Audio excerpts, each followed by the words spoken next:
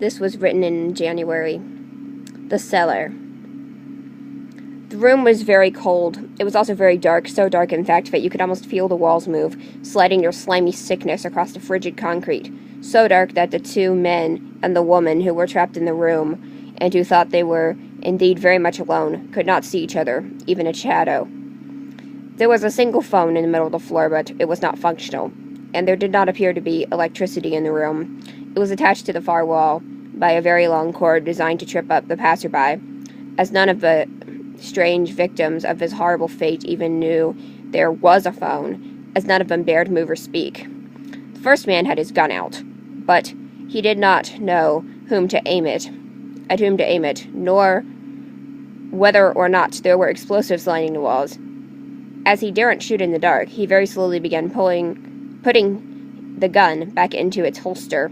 He did not need to see to do this. It was a ritual, and he was used to it. He was used to doing strange things, as the CIA inevitably demanded it. The second man had been rescued by the first from an exploding building, in fact, and that was 2 days ago. They had been trapped in this room for the last 2 days now, and they would get on each other's nerves. Then there was the woman, presumably tall and seductive, although they had only caught a brief glimpse of her before being plunged into the dark abyss. She had been carrying a very suspicious briefcase that was just a little too large for an office job and had a funny tarnish. The first man had taken note of this before the lights were turned out, or more accurately, before the three prisoners were hit over the head and trapped in the room. They did not know who their captor was, and they did not dare to speak to one another, being continually suspicious of one another, as they could not see. The man had dropped his flashlight back on his last mission, and the other's cigar had gone out days ago. They jumped at the voice, a low robotic pulse transmitting from an invisible radio on the wall. "You have 24 hours to live. The year is 1945, and you are prisoners of war. We believe you are German soldiers. You may plead your cases tomorrow at dusk." That is very queer, the first man thought, because it is 1968, and the war has been over for 23 years. He began to fret over the fact that they could not know when dusk was, as the room was just as pitch black as ever. He had not eaten in 2 days, and began panicking, searching for his identification. It was gone. That's strange, he thought. I swore that it would have my birthday on it. Jonathan Green, born in 1923. He wiped his brow and slowly fingered his way along the wall. Dusk could be any time, even now, for deception's sake, and the man knew that he would have little chance of escaping. Well, him and the other. He had rescued him, but he did not care about the woman, who seemed oddly immobile by the sound of it. His hand felt something very warm and very wet running on the floor. Suddenly, the lights flashed on, and he saw the other man on the ground, dead. "Ah!" screamed the man. He jumped back, immensely afraid of blood, and the psychotic killer in the room, the only one who could have trapped them, recorded the voice. It was her all along, he was certain, and he was determined to escape as the room was once again plunged into darkness. He felt along the wall for a long time until he found the switch. It was a dim, flickering light, but he was able to make out his surroundings. A drafty, slimy concrete cellar with no apparent exit, no windows, and stale air smelling of blood. Flinching, he reached for the man's jacket, pulling the papers out of his coat pocket to read over in solitude if he ever did escape.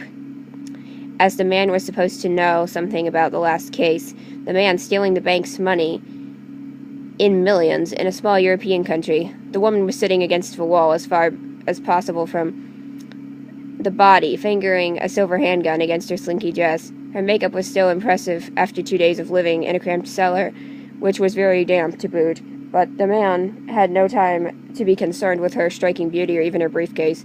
He would have to kill her now, take her briefcase, and expose the killer. "That was a real clever trick you pulled," he started. She had the gun out now, and it was pointed right at his heart. He wanted to run, but there was nowhere to run to. He still had to get the exit location out of her. "And if you don't tell me where the exit is, I will shoot you." "Ah, very funny. Her fingers are like snakes," thought the man, "the way they twist and writhe. and her nails are claws. She's a snake, or she's a cat. Either way, she's not going home to her tree. But I am sure that we all know who is the real culprit." She laughed. Not a tankly, girly laugh, but menacing, almost maniacal. She did not lower her gun, and the man was getting desperate. "Show me the exit." She wasn't laughing now. He looked frantically around, finally locating the hidden door on the wall. He would need a crowbar, but there was a rusty one on the wall opposite. "I will. If you come with me." He knew that he needed to get the truth out of her somehow. She gave a stiff nod and followed him, her heels clicking on the cold concrete, sent shivers down his spine as he opened the door, and she followed him. "Wait!" The blinding sunlight in his eyes. He tried to aim at her again, but she was already gone. He swore under his breath quietly, staring behind him. He was free, but he would never catch her. He carefully unfolded a piece of paper in his pocket and began to read. "To whom it may concern, I knew that the man and the woman I left in the room would not last for 5 minutes. They would kill each other or starve with no way out in the dark, and I knew that I did not want either of them alive. The man said that he rescued me from an exploding building on his mission, but it was I who blew up the bank. It was I who stole all the money.